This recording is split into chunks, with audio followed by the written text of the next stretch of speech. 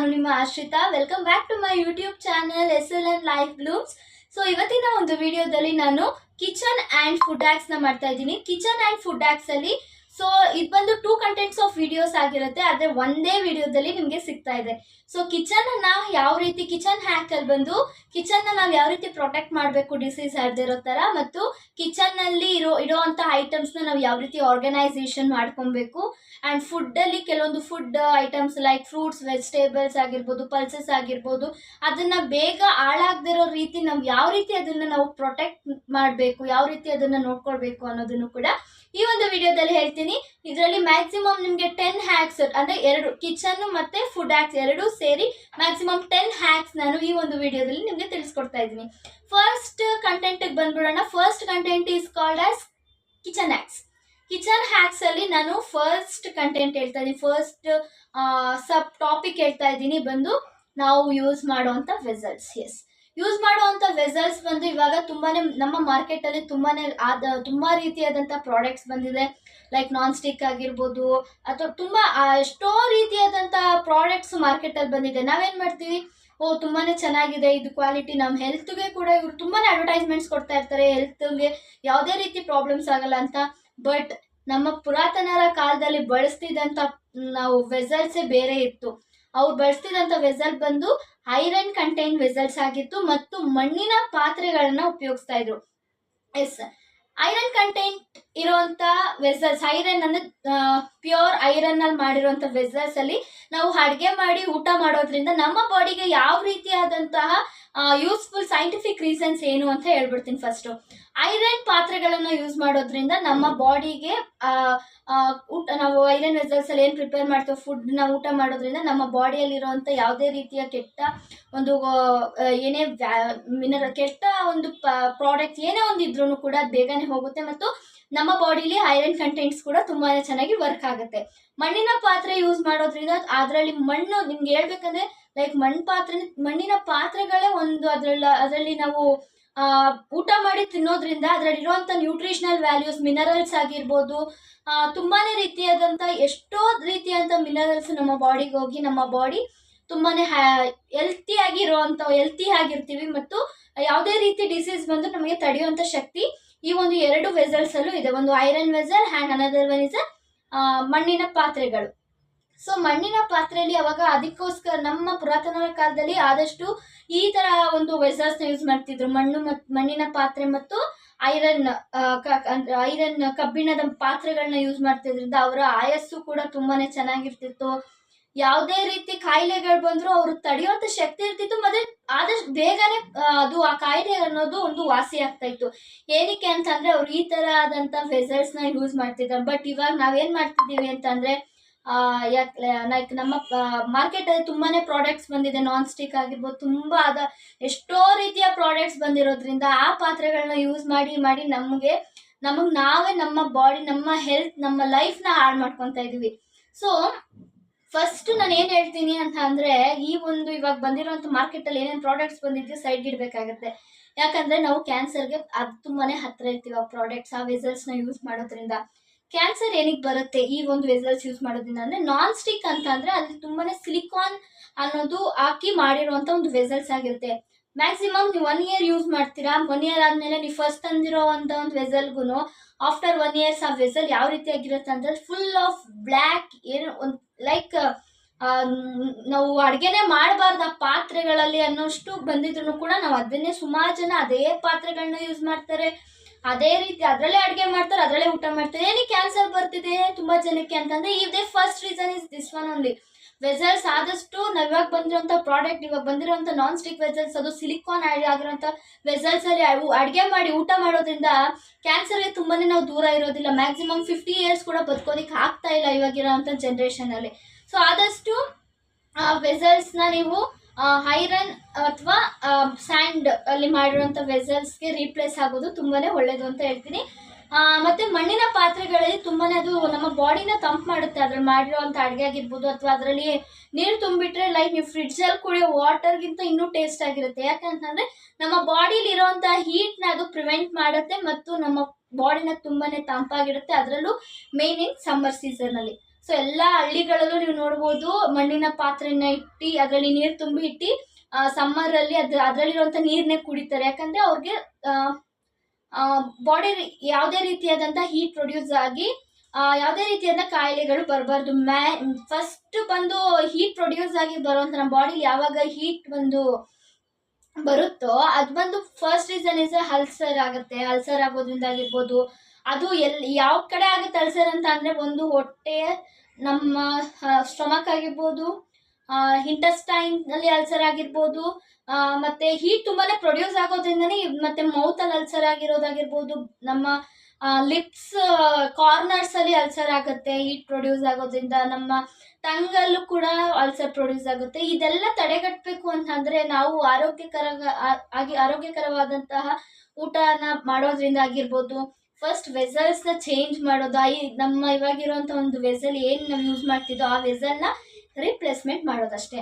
ಮಣ್ಣಿನ ಪಾತ್ರೆಗಳನ್ನ ಮತ್ತು ಐರನ್ ಕಂಟೆಂಟ್ ಇರುವಂಥ ಒಂದು ಪಾತ್ರೆಗಳನ್ನ ಉಪಯೋಗಿಸೋದ್ರಿಂದ ನಮ್ಮ ಆರೋಗ್ಯನೂ ಕೂಡ ಚೆನ್ನಾಗಿ ಇಟ್ಕೊಬೋದು. Next thing is kitchen clean hack ಅಂತ ಹೇಳ್ತೀನಿ.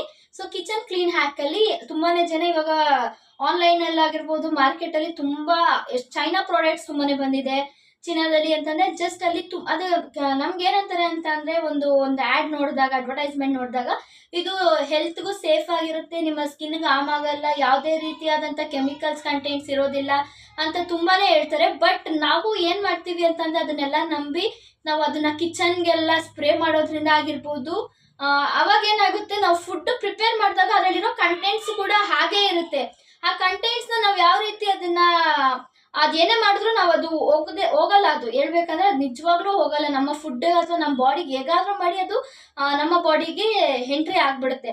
ಸೊ ಈ ಒಂದು ನಾವು ಸ್ಪ್ರೇ ಇವಾಗ ಏನೇನು ಯೂಸ್ ಮಾಡ್ತಾ ಇದೀವೋ ಆ ಸ್ಪ್ರೇನೆಲ್ಲ ಸೈಡ್ಗಿಟ್ಟು ಒಂದೇ ಒಂದು ಲೈಫ್ ನಾನು ಇದೊಂದು ಹ್ಯಾಕ್ ಹೇಳ್ತೀನಿ, ಅದನ್ನೊಂದ್ಸರಿ ಟ್ರೈ ಮಾಡಿ ನೋಡಿ.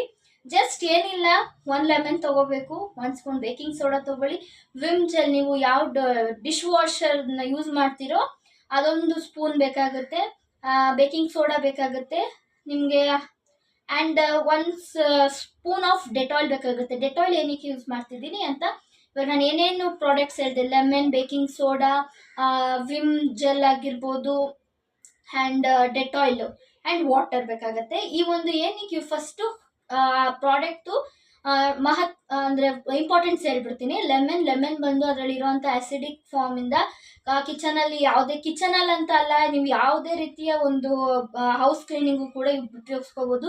ಆ್ಯಸಿಡಿಕ್ ಪ್ರಾಪರ್ಟಿ ಇರೋದ್ರಿಂದ ಬೇಗನೆ ಇರೋಂಥ ಜರ್ಮ್ಸ್ನ ಕಿಲ್ ಮಾಡಿ ನಮ್ಮ ಒಂದು ಹೆಲ್ತಿ ಲೈಫ್ಗೆ ಅದು ಯೂಸ್ಫುಲ್ ಆಗುವಂಥ ಒಂದು ಪ್ರಾಡಕ್ಟು. ನಾವು ಏನು ಮಾಡ್ತೀವಿ, ಒಂದು ಗ್ಯಾಸ್ಟ್ರಿಕ್ ಪ್ರಾಬ್ಲಮ್ ಆದರೂ ಕೂಡ ಲೆಮನ್ ಜ್ಯೂಸ್ನ ಕುಡಿತೀವಿ, ಯಾಕಂದರೆ ಅದರಲ್ಲಿ ಆ್ಯಸಿಡಿಕ್ ಪ್ರಾಪರ್ಟಿ ಇರೋದ್ರಿಂದ ಬೇಗನೆ ನಮ್ಮ ಹೆಲ್ತ್ನ, ನಮ್ಮ ಬಂದಿರೋಂಥ ಹೆಲ್ತ್ ಇಶ್ಯೂನ ಬೇಗನೆ ಅದು ವಾಸಿ ಮಾಡುತ್ತೆ ಅಂತ. ಸೊ ಬೇಕಿಂಗ್ ಸೋಡಾದಲ್ಲಿ ತುಂಬಾ ಆದಂಥ ಗ್ಯಾಸ್ ಫಾರ್ಮೇಷನ್ ಇರೋದ್ರಿಂದ ಅದು ಕೂಡ ಅಷ್ಟೇ. ನೀವು ಒಂದು ಸ್ವಲ್ಪ ನಿಂಬೆಹಣ್ಣು ಮತ್ತು ಬೇಕಿಂಗ್ ಸೋಡಾ ಹಾಕಿದ್ರೆ ಲೈಕ್ ಅದು ಫುಲ್ ಅಬ್ಸರ್ವ್ ಆಗೋಗುತ್ತೆ. ಅದು ಕೂಡ ಅಂದರೆ ಆಯಿಲ್ ಸ್ಟ್ರೈನ್ಸ್ ಇರುತ್ತಲ್ಲ ಅದನ್ನು ತೆಗೆಯೋದಕ್ಕೆ ತುಂಬಾ ಯೂಸ್ಫುಲ್ ಆಗುತ್ತೆ. ವಿಮ್ ಏನಕ್ಕೆ ಯೂಸ್ ಮಾಡ್ತಿದ್ದೀನಿ ಅಂತ ಅಂದರೆ, ಅದರಲ್ಲಿ ಸೋಪ್ ಕಂಟೆಂಟ್ಸ್ ಇರೋದ್ರಿಂದ ನಿಮಗೆ ಆದಷ್ಟು ತುಂಬಾ ಸ್ಕ್ರಬ್ ಮಾಡುವಂಥ ಅವಶ್ಯಕತೆ ಇರೋದಿಲ್ಲ. ಬೇಗನೆ ಸುಮ್ಮನೆ ನೀವು ಜಸ್ಟ್ ಲೈಟಾಗಿ ಸ್ಕ್ರಬ್ ಮಾಡಿದ್ರೆ ಆಯಿಲ್ ಸ್ಟ್ರೈನ್ಸ್ ಅನ್ನೋದು ಹೋಗುತ್ತೆ. ಆ್ಯಂಡ್ ನಾನು ಇನ್ನೊಂದು ಏನು ಹೇಳಿದೆ, ಡೆಟಾಯ್ಲ್ ಏನಕ್ಕೆ ಹೇಳಿದೆ ಅಂತಂದರೆ, ಇವಾಗ ಆಲ್ಮೋಸ್ಟ್ ಎಲ್ಲರ ಮನೆಯಲ್ಲೂ ಡೆಟಾಯ್ಲ್ ಅನ್ನೋದನ್ನು ತುಂಬಾ ಯೂಸ್ ಮಾಡ್ತಾ ಇದ್ದಾರೆ. ಡೆಟಾಯ್ಲ್ ಬಂದು ಕ್ಲಿನಿಕಲಿ ಪ್ರೂವನ್ ಆಗಿರುವಂಥ ಒಂದು ಪ್ರಾಡಕ್ಟು, ಕಾಯಿಲೆ ಹರಡಿರೋ ಥರ ನೋಡ್ಕೊಳ್ಳೋದಕ್ಕೆ ಯೂಸ್ ಮಾಡ್ತಾರೆ. ಸೊ ಅದಕ್ಕೋಸ್ಕರ ಡೆಟಾಯ್ಲ್ನು ಕೂಡ ಈ ಒಂದು ಹ್ಯಾಕಲ್ಲಿ ಇನ್ಕ್ಲೂಡ್ ಮಾಡಿದ್ದೀನಿ ನಾನು. ಸೊ ಇದನ್ನು ಯಾವ ರೀತಿ ನಾವು ಇದನ್ನು ಒಂದು ಮಿಕ್ಸ್ಚರ್ ಅಂತಂದರೆ, ಒಂದು ಸ್ಪ್ರೇ ಯಾವ ರೀತಿ ಮಾಡ್ಕೊಬೋದು ಅಂತಂದರೆ, ಜಸ್ಟ್ 1 ಬೌಲ್ ತೊಗೊಳ್ಳಿ, 1 ಬೌಲಲ್ಲಿ ವಾಟರ್ ತೊಗೊಳ್ಳಿ, 1 ಸ್ಪೂನ್ ಬಂದು Vim gel, 1 spoon Dettol, 1 spoon of baking soda, ಮತ್ತು ಲೆಮನ್, 1 ಫುಲ್ ಲೆಮನ್ನ ಸ್ಕ್ವೀಸ್ ಮಾಡಿ ಚೆನ್ನಾಗಿ ಮಿಕ್ಸ್ ಮಾಡಿ ಒಂದು ಸ್ಪ್ರೇ ಬಾಟಲಲ್ಲಿ ಹಾಕಿ ಸ್ಪ್ರೇ ಮಾಡಿ ಜಸ್ಟ್ ಒಂದು 10 ಮಿನಿಟ್ಸ್ ಬಿಟ್ಟಾದಮೇಲೆ ಒಂದು ಕ್ಲೀನ್ ಕ್ಲಾತಲ್ಲಿ ನೀವು ಅದನ್ನು ಸ್ಕ್ರಬ್ ಮಾಡೋದ್ರಿಂದ ಆಗಿರ್ಬೋದು, ಅಥವಾ ನಿಮಗೆ ಸಿಗುತ್ತೆ, ಸ್ಕ್ರಬ್ಬರ್ ಸಿಗುತ್ತೆ, ಅದರಲ್ಲಿ ಕೂಡ ಸ್ಕ್ರಬ್ ಮಾಡಿದ್ರು ಕೂಡ ಬೇಗನೆ ಹೋಗುತ್ತೆ. ಇದು ಬಂದು ಕಿಚನ್ ಹ್ಯಾಕಲ್ಲಿ ಸೆಕೆಂಡ್ ಕಿಚನ್ ಹ್ಯಾಕ್ ಆಗಿರುತ್ತೆ. ಥರ್ಡ್ ಕಿಚನ್ ಹ್ಯಾಕ್ ಬಂದು ನಾವು ಆರ್ಗನೈಸ್ ಮಾಡೋ ಅಂಥ ಒಂದು ಏನು ಸ್ಟೋರೇಜ್ ಬಾಕ್ಸಸ್ ಇರುತ್ತೆ, ತುಂಬಾ ಜನರ ಮನೆಯಲ್ಲಿ ಪ್ಲಾಸ್ಟಿಕ್ ಆರ್ಗನೈಸ್ ಬಾಕ್ಸ್ನೆಸ್ ಅನ್ನ ಯೂಸ್ ಮಾಡ್ತಾ ಇರ್ತಾರೆ.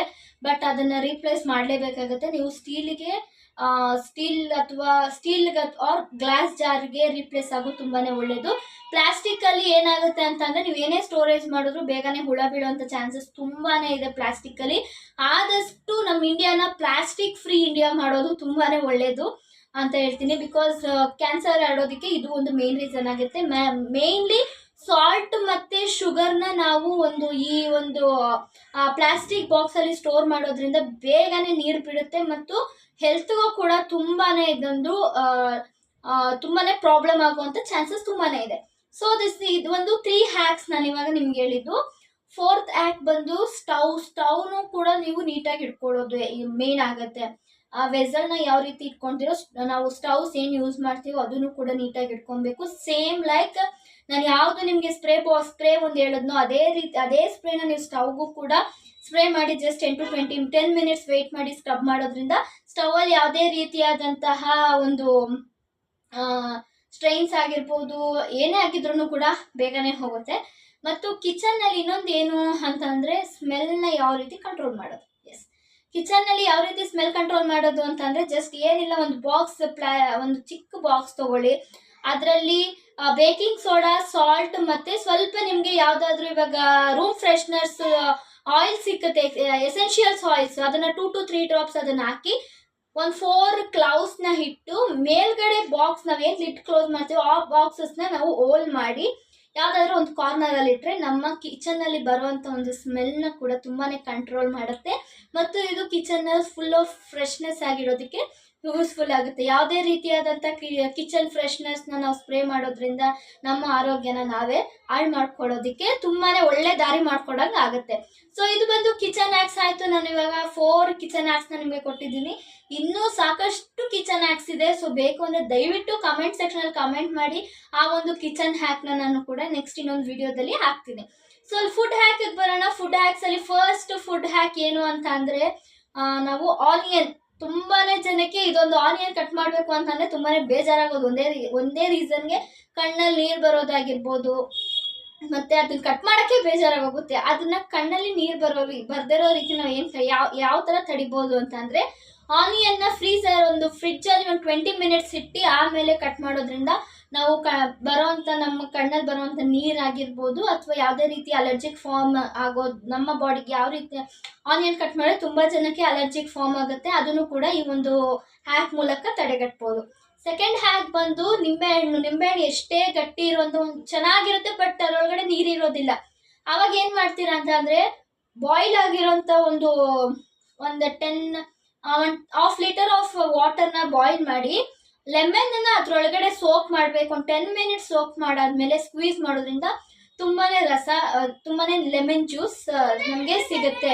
ಇನ್ನೊಂದು ಬಂದು ಏನು ಅಂತ ಅಂದರೆ ಆ್ಯಪಲ್ ಕಟ್ ಮಾಡಿ 1 ಮಿನಿಟ್ ಆಗಿದ ತಕ್ಷಣ ಆ್ಯಪಲ್ ಫುಲ್ ಆಫ್ ರೆಡ್ ಆಗಿ ನಮಗೆ ಕನ್ವರ್ಟ್ ಆಗುತ್ತೆ. ಯಾಕೆ ಅಂತಂದರೆ ನಮ್ಮ ಆಕ್ಸಿಜನ್ ನಾವೇನು ಗಾಳಿ ಇದೀವೋ ಅದರಿಂದ ಅದು ಆ ಥರ ಆಗೋದಕ್ಕೆ ಕಾರಣ ಆಗಿರುತ್ತೆ. ಸೊ ಇದನ್ನು ಫುಲ್ ದಿನ ನೀವು ಇಟ್ಟರು ಹೆಂಗೆ ಆ್ಯಪಲ್ ನಾವು ಕಟ್ ಮಾಡಿದಾಗ ಹೇಗಿರುತ್ತೋ ಫುಲ್ ಡೇ ಹಾಗೆ ಇರಬೇಕು ಅಂದರೆ ಏನಿಲ್ಲ, ಒಂದು ಬೌಲಲ್ಲಿ ವಾಟರ್ ತೊಗೊಳ್ಳಿ, ಅದಕ್ಕೆ 1 ಸ್ಪೂನ್ ಆಫ್ ಸಾಲ್ಟ್ ಹಾಕಿ, ಸಾಲ್ಟ್ ಫುಲ್ ವಾಟರಲ್ಲಿ ಡಿಸಾಲ್ವ್ ಆದಮೇಲೆ 10 to 20 ಸೆಕೆಂಡ್ ಆ್ಯಪಲ್ನ ಸೋಕ್ ಮಾಡಬೇಕಷ್ಟೇ. ಸೋಕ್ ಮಾಡಿ ಒಂದು ಏರ್ಟೈಟ್ ಕಂಟೈನ್ ಬಾಕ್ಸಲ್ಲಿ, ಗ್ಲಾಸ್ ಜಾರ್ ಬಾಕ್ಸಲ್ಲಿ ಆಗಿ ಇಡೋದ್ರಿಂದ ತುಂಬಾ ಒಳ್ಳೆಯದು. ಇನ್ನೊಂದು ಬಂದು ಯೂಸ್ ಮಾಡೋವಂಥ ಲಂಚ್ ಬಾಕ್ಸಸ್ ಆಗಿರ್ಬೋದು, ಮತ್ತು ಲೈಕ್ ಸೊಪ್ಪು ತರಕಾರಿಗಳು. ಫಸ್ಟ್ ಇದನ್ನು ಹೇಳ್ಬಿಡ್ತೀನಿ. ಕೊರಿಯಾಂಡರ್ ಲೀವ್ಸ್ ತರ್ತೀರಾ, ಮಿಂಟ್ ಲೀವ್ಸ್, ಕರಿ ಲೀವ್ಸ್, ಎಷ್ಟೇ ದಿನ ಇಟ್ಟರು ಅದು ಹೆಂಗೆ ಅಂತಂದರೆ 2 to 3 ಡೇಸ್ ಆಗಿದ ತಕ್ಷಣವೇ ಹಾಳಾಗೋಗುತ್ತೆ. ಯಾವ ರೀತಿ ಅದನ್ನು ಹಾಳಾಗಿರೋ ಥರ ನೋಡ್ಕೊಬೇಕು ಅಂತ ಅಂದರೆ ಒಂದು ಗ್ಲಾಸಲ್ಲಿ ವಾಟರ್ ತೊಗೊಳ್ಳಿ. ಏನು ಸ್ಟೆಮ್ ಇರುತ್ತೆ, ಇವಾಗ ನಾವು ಕೊತ್ತಂಬರಿ ಸೊಪ್ಪನ್ನು ಏನು ತೊಗೊಂಬರ್ತೀವಿ ಸ್ಟೆಮ್ ಪಾರ್ಟ್ನ ಗ್ಲಾಸ್ ಒಳಗಡೆ, ಇವಾಗ ನೀವು ವಾಸಲ್ಲಿ ಫ್ಲವರ್ಸ್ನ ಯಾವ ರೀತಿ ಇಡ್ತೀರೋ ಅದೇ ರೀತಿ ಒಂದು ಗ್ಲಾಸ್ ವಾಟರ್ ತೊಗೊತೀರಾ. ಆ ಗ್ಲಾಸಲ್ಲಿ ಕೊರಿಯಾಂಡರ್ ಲೀವ್ಸ್ನ ಇಟ್ಟು ಮೇಲ್ಗಡೆ ಇರುವಂಥ ಸೊಪ್ಪು ಏನಿರುತ್ತೆ ಅದನ್ನು ಟಿಶ್ಯೂ ಪೇಪರಲ್ಲಿ ಕವರ್ ಮಾಡಿ ಫ್ರಿಡ್ಜಲ್ಲಿ ಇಟ್ಕೊಳ್ಳೋವಂಥದ್ದು. ಇಷ್ಟೇ. ಇದು ನೀವು 1 ಮಂತ್ ಆದರೂ ಇಟ್ಟರು ಏನಾಗಲ್ಲ. ಇದು ಬಂದು ತುಂಬಾ ಈ ಒಂದು ಹ್ಯಾಕ್ನ ಯೂಸ್ ಮಾಡೋದು ಫಾರಿನ್ ಕಂಟ್ರೀಸಲ್ಲಿ. ನಮ್ಮ ಇಂಡಿಯನ್ ಸ್ಟೂಡೆಂಟ್ಸ್ ಆಗಿರ್ಬೋದು, ಅಲ್ಲಿ ಯಾರ್ಯಾರು ಇಂಡಿಯನ್ಸ್ ಇದ್ದಾರೋ ಅವರು ಈ ಥರ, ಯಾಕಂದರೆ ಅಲ್ಲಿ ತುಂಬಾ ಇಂಡಿಯನ್ಸ್ ಪ್ರಾಡಕ್ಟ್ಸ್ ತುಂಬ ಸಿಗೋದಿಲ್ಲ. ಸೊ ಸೊ ಅದಕ್ಕೋಸ್ಕರ ಅವರು ಈ ರೀತಿಯಾದಂಥ ಹ್ಯಾಕ್ಸ್ನ ಟ್ರೈ ಮಾಡ್ತಾರೆ. ಅವ್ರಿಗದು ಒಳ್ಳೆ ರಿಸಲ್ಟು ಕೂಡ ಕೊಟ್ಟಿದೆ ಅಂತಲೂ ನಾನು ತುಂಬಾ ಕಡೆ ನೋಡಿದ್ದೀನಿ ಮತ್ತು ಕೇಳಿದ್ದೀನಿ ಕೂಡ. ಸೊ ಈ ಒಂದು ಹ್ಯಾಕ್ಸ್ ನಿಮ್ಗೆ ಇಷ್ಟ ಆಗಿದ್ರೆ ದಯವಿಟ್ಟು ನೀವು ಇದನ್ನು ಟ್ರೈ ಮಾಡಿ ಅಂತ ಹೇಳ್ತೀನಿ. ಇನ್ನೊಂದು ಹ್ಯಾಕ್ ಬಂದು ಪಲ್ಸಸ್. ಹುಳಗಳಿಗೆ ಕಾಳು ಏನಿರುತ್ತೋ ಅದಕ್ಕೆ ಹುಳ ಬರ್ದಿರೋ ರೀತಿ ಯಾವ ರೀತಿ ನಾವು ನೋಡ್ಕೊಬೇಕು ಅಂತಂದರೆ, ಫಸ್ಟು ನಾವು ಏನು ಸ್ಟೋರಿಂದ ನೀವೇನು ಪಲ್ಸಸ್ನ ತೊಗೊಂಬರ್ತೀರೋ ನೀಟಾಗಿ ಅದನ್ನು ನಾವು ಫಿಲ್ಟರ್ ಮಾಡ್ಕೊಬೇಕಾಗತ್ತೆ. ಅದರಲ್ಲಿ ಏನೇ ಇರೋ ಕಸ ಕಡಿ ಏನೇ ಇದ್ರೂ ಕೂಡ ಫಸ್ಟ್ ಅದನ್ನು ತೆಗ್ದು ಒಂದು ಸ್ಟೀಲ್ ಡ್ರೈ ಬಾಕ್ಸ್ಗೆ ಹಾಕಿ ಏರ್ ಟೈಟ್ ಆಗಿರಬೇಕು, ಫುಲ್ ಆಫ್ ಏರ್ ಟೈಟ್ ಬಾಕ್ಸಲ್ಲಿ ಹಾಕಿ ಅದನ್ನು ಸ್ಟೋರ್ ಮಾಡೋದ್ರಿಂದ ಅದಕ್ಕೆ ಮತ್ತೆ ಇನ್ನೊಂದು ಬಂದು ಒಂದು ಒಣಮೆಣಸಿನ್ಕಾಯಿ ಮತ್ತು ಲವಂಗ ಹಾಕೊಳ್ಳೋದ್ರಿಂದ ಹುಳ ಬರ್ದಿರೋ ರೀತಿ ಅದು ಕೂಡ ನಿಮಗೆ ತುಂಬಾ ಹೆಲ್ಪ್ ಮಾಡುತ್ತೆ ಮತ್ತು ತುಂಬಾ ದಿನ ಬಾಳಿಕೆನೂ ಕೂಡ. ಕಾಳಾಗಿರ್ಬೋದು, ಅಕ್ಕಿ ಆಗಿರ್ಬೋದು, ನಿಮಗೆ ತುಂಬಾ ದಿನ ಅದು ಹಾಳಾಗದಿರೋ ರೀತಿ ನೋಡ್ಕೊಳ್ಳುತ್ತೆ. ಸೊ ಇವತ್ತಿನ ಒಂದು ಕಂಟೆಂಟ್ ನಿಮಗೆ ತುಂಬಾ ಇಷ್ಟ ಆಗಿದೆ ಅಂತ ಅಂದ್ಕೊಳ್ತಾ, ಇಷ್ಟ ಆಗಿದ್ರೆ ದಯವಿಟ್ಟು ಕಮೆಂಟ್ ಮಾಡಿ, ತುಂಬ ಚೆನ್ನಾಗಿದೆ ಅಂತ ಮಾಡಿ. ಇಷ್ಟ ಆಗಿಲ್ಲ ಅಂತ ಅಂದರೆ ಯಾವ್ದಾದ್ರು ರೀತಿ ಏನಾದರೂ ಮಿಸ್ಟೇಕ್ಸ್ ಇತ್ತು ಅಂದರೆ ದಯವಿಟ್ಟು ಮೆನ್ಷನ್ ಮಾಡಿ, ಕಮೆಂಟ್ ಸೆಕ್ಷನಲ್ಲಿ ಕಮೆಂಟ್ ಮಾಡೋದನ್ನು ಮರಿಬೇಡಿ. ದಯವಿಟ್ಟು ಸಬ್ಸ್ಕ್ರೈಬ್ ಮಾಡೋದನ್ನು ಕೂಡ ಮರಿಬೇಡಿ.